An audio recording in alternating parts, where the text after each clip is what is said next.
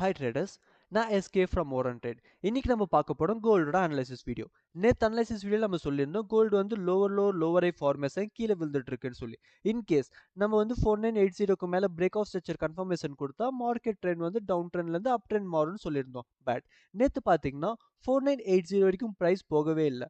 4950 வரைக்குமே வந்து ப்ரைஸ் போய் அங்கேருந்து ஒரு ரிஜெக்ஷன் வாங்கி கீழே விழுந்துச்சு.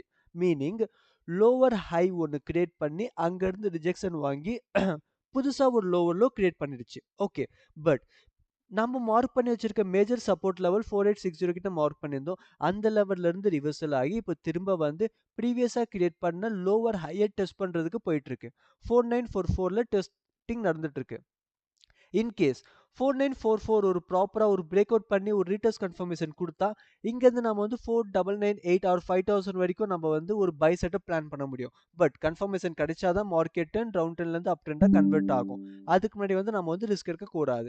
இன்னைக்கான ட்ரேட் செட்டப் பார்த்தீங்கன்னா வந்து 4944க்கு அப்புறம் ஒரு பிரேக் அவுட் அண்ட் ரீடெஸ்ட் கிடைச்சா ஒரு பை என்ட்ரி பிளான் பண்ண முடியும். அதே மாதிரி 4907 வந்து நம்ம பை என்ட்ரி பிளான் பண்ணலாம். ப்ரீவியஸாக வந்து அது ரெசிஸ்டண்ட்டாக சப்போர்ட்டாக ஒர்க் பண்ணியிருக்கு, இப்போ அகைன் சப்போர்ட்டாக ஒர்க் பண்ணுறதுக்கு பாசிபிலிட்டி அதிகமாக இருக்குது.